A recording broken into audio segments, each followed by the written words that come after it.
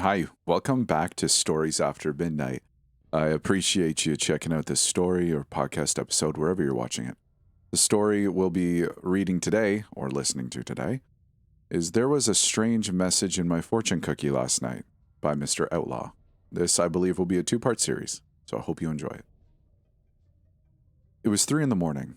I stumbled into my apartment, wasted, starving, carrying a bag of greasy takeout boxes filled with a ginger beef, barbecue pork fried rice. I wolfed it down and then passed out. Typical Saturday night. Wake up the next morning with little memory of the night before, and the kitchen's a mess. Dirty plates in the sink, grains of rice scattered across the counter. Feel nauseous and head to the washroom and puke out everything in my stomach. Typical Sunday morning. Start cleaning up and notice a half-eaten fortune cookie sitting on the table with that thin strip of paper right beside it. I walk over, eat the other half of the cookie, and prepare to throw the paper out. But before I do that, I decide to give it a read, for giggles, you know. The people in the basement remember you. I almost laughed at first because it seemed like something that I would do. Some cheeky young hire at the fortune cookie company slipping in a few creepy messages as a joke. I could appreciate it. It was funny enough. Then I turned it around, and in place of the usual row of lucky numbers was what appeared to be an address. Now this was strange. The first thing I thought was that maybe it was the address for the factory the cookie was produced in. That made sense. But did it really? If it was supposed to be an extension of the first joke, then it didn't quite track. But it could also have been an oversight, a mistake in the print. Whatever, I thought. I tossed the paper into the trash and got ready for the gym. My way of feeling like less of a piece of crap after a night of heavy drinking. Predictably, it wasn't the best workout, but that wasn't entirely due to the hangover. I couldn't seem to stop thinking about the address. It hadn't quite registered the first time I'd read it, but as I thought about it on the treadmill, I was pretty sure that I knew it from somewhere. It was familiar. Finish with free weights, take a shower, and then sit in a coffee shop with a sandwich and an espresso. And I'm still thinking about where I'd seen it before. After getting home, I tried to resist the urge to fish the fortune out of the trash. I asked myself what the point was. Even if I did recognize it from somewhere, how was the effort worth it? In retrospect, that was more of a cope. The source of my apprehension had been deeper than that. Though it was something I couldn't quite understand at the time, I felt nervous, and I couldn't justify why, which only served to make me even more nervous.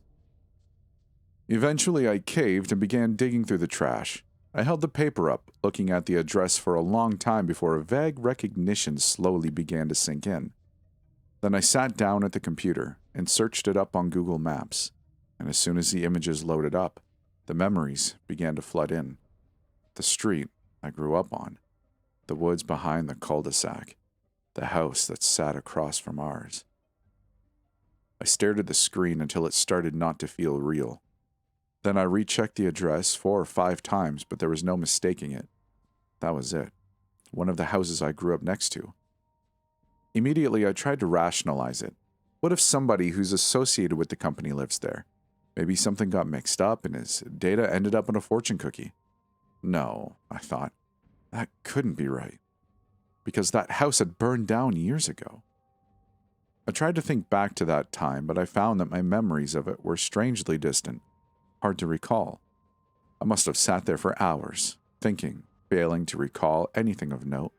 All I knew for sure was that for the vast majority of my childhood, up to the beginning of high school, I lived right across from that house. And then something happened that caused it to burn down, and I moved away. I couldn't for the life of me remember what that event was. If anybody died. Hell, I couldn't even remember who had lived there. We must have met at least a few times, I thought, but I came up with nothing. It wasn't even the case that I'd been too young, since I had memories from before we'd moved there. This just didn't sit right. For it to be coincidence would be crazy. There was literally no chance. So then what was this? It was a paralyzing thing to have on your mind. And it turns into all you can think about, all you can focus on. Answers. I needed answers. Now, there were a few options, the first being to go back to the takeout place in order to ask questions. Problem was, I'd pretty much blacked out that night and had only the haziest recollection of even ordering. The other option was obvious enough. I had the address, after all. It wasn't too far away, maybe a 45-minute drive out of the city. As far as safety, I couldn't imagine there being an issue. It was a suburban community, and it wasn't like I was planning on breaking into the place or anything. So I settled on it and made the drive over the next morning, and the house was exactly like I had thought, completely burnt down. A blackened shell of a place. I thought seeing it in person might cause the memories to flood back in, but that didn't happen. I sat there in my car for 10, maybe 15 minutes, and at no point did I ever see anybody else outside. So I decided to go in. I know that I said I wasn't planning to, but there was no way I was just going to leave it like that. There was no police tape, no signs telling me to stay out. And if there was anybody squatting, I'd just leave the way I came. So I walk into the house and immediately my senses are assailed by dust and the smell of old burnt wood. It's darker than I had expected, and I use the flashlight on my phone to navigate. Look around the living room, and then I remember the fortune, the supposed people in the basement. The hairs on the back of my neck stick up. I stop, listen carefully. Nothing but a light breeze outside, and this gives me enough confidence to approach the basement door. It's closed, and the area around it seems to have taken less damage than the rest of the place. It almost looked untouched. Reach out and grab the knob and push open the door. A wall of gloom. Shine the light down and it becomes smothered after the first few steps. Stand there for a while, listening to nothing but my own breaths. And then I hear something else. Something faint. Maybe a footstep, but I can't be sure of it. Then I hear it again, and then again as it gets closer. Definitely a footstep. Probably a squatter, I think. It has to be. I want to call out and say something, but can't bring myself to do so. The air seems heavy and there's an electric feel to it. It's unnatural. I don't like it at all. I hear some more footsteps, and then it's joined by another pair. And then suddenly it sounds like a dozen feet are stomping in unison, all of them getting closer to the base of the stairs. I slam the door shut and run out of there. Afterwards, I was sitting in my car, breathing heavy, trying to reconcile what the hell had just happened. I looked over at the house, almost expecting something to burst out the front door. A horde of emaciated ghouls or something. But nothing came, and so I calmed myself down and drove away. If I went looking for answers, I obviously didn't find any. After arriving back in the city, I pulled over to the side of the road and took out my phone and looked through my search history, finding the bar that I'd gone out to that night. I drove over there and searched around the area, and sure enough, there was a small takeout place tucked into the far corner of a dingy strip mall. I stared at it, trying to see if I could rouse up some memories of what had happened that night. It didn't work, but I was still sure that this was the right place. I got out of my car and walked in, practically storming up to the counter while the woman behind it stared at me with confusion on her face that was palpable even behind the forced smile. "What can I get for you, sir?" she asked.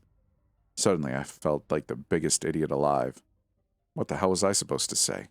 What was I doing here? Then I remembered that I had the fortune in my pocket, and so I took it out and held it up. I was just wondering about this fortune I got. You see, there's an address on it, and Stammering through the sentence, I watched as the woman's smile began to fade. Slowly at first, until it morphed into a scowl, something malicious. But just as soon as it does, it's back to the smile, causing me to question whether or not I had really just seen that. "Just wait there for a moment, sir," she says to me, before disappearing into the kitchen. I look around. Nobody else in the restaurant but me. The place was blanketed by a creeping silence, the kind where you're just waiting for it to be broken. My eyes begin to wander, and I look up at a big, framed analog clock. Its hands aren't moving.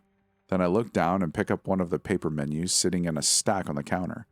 I open it up, and every single item is just the same line of gibberish copied over and over and over. I tense up, feeling like I've just walked into some obscure trap. I put the menu down and prepare to leave, taking one last glance back to make sure that nobody's following me. And right before I'm about to turn around, I see it.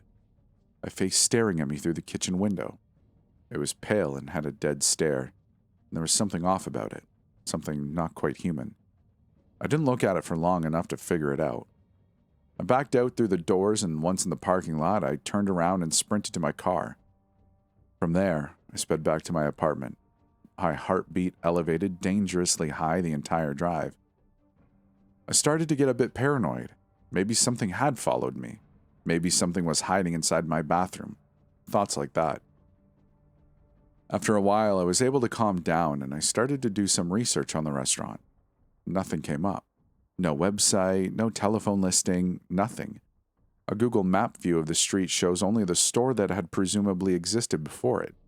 None of this crap is tracking, and so I resort to looking for answers from a source I wouldn't have gone to otherwise. My father. Now, you need to understand that I have something of a strained relationship with the man. In other words, I haven't made contact with him in over a decade. I don't know where he lives, or what he's done with his life, or if he's even alive. I guess a relative would have told me if he had died, but I can't even be sure of that. The strangest thing is, as I sit here thinking about it now, I can't even pin down why this would be the case, where my apparent resentment towards the man would be coming from. The memories I have of him are decent enough. I can't recall him ever beating or screaming at me or nothing like that. The more that I think about it, the more I get that feeling that it all has something to do with that house. But I still had his number, and so I decided to give him a call, just to ask some questions. I was almost certain that he would have changed it by now, but he ended up answering. Of course, the call started out awkward. I was stumbling over my words, trying to find the right things to say, which was something that seemed next to impossible. Despite this, he sounded strangely calm about the whole thing, almost as if he'd been expecting the call. I went ahead and told him about everything that had happened. The fortune cookie, the house, the footsteps in the basement, all of it. I wasn't sure what kind of response I was expecting. That he'd call me insane, maybe? Ask me what in the hell I was even talking about? Why, after all these years of zero communication, I'd be coming to him with some stuff like this. But surprisingly, he seemed to be understanding about it. He seemed to be taking me seriously. He told me to calm down, that he had something he needed to tell me. Something he should have divulged years ago. But he needed to do it in person. He told me that he was living in a town a few hours away, that he'd drive over and meet me at 3 p.m. tomorrow. I asked him where. His response? The house. That house. I asked him why it had to be there. We could meet anywhere else. For obvious reasons, I had reservations about going back to the place. All he said was that I shouldn't worry, that he'd explain everything once we got there. The conversation certainly left a lot to be desired, but I've decided to go anyway. I'll sleep on it first, though. Maybe I'll change my mind in the morning. But I don't think I'll be satisfied until I get some answers. That's it for part 1 of this story. I really hope you enjoyed it, and I hope you're having a great day too. You know the rules, though. In this channel, we fight and rise up against the YouTube algorithm, and we like videos, and we comment on them. But really, it's just for my own amusement. And so I feel like, I have some people to talk to. That's not sad. No, I'm just kidding. I'm just playing around. But anyways, if you like this video, please like it, comment, do the things, subscribe if you want to. If you're listening on the podcast, I don't know, I guess Spotify has some Q&A stuff now, whatever the heck that is. But anyway, you'll find a way to get in contact with me if you'd like to. And if you'd like to do more than that, then we've got a Patreon, we've got YouTube memberships. And at the very least, there's a Discord you can come hang out in. It's very chill, nothing stupid serious. It's not even busy. So you can come and have a good time with us. Anyways, enough ramblings. I feel like I do that a lot. Hope you enjoyed it. Hope you have a great day. And we'll see you in part 2.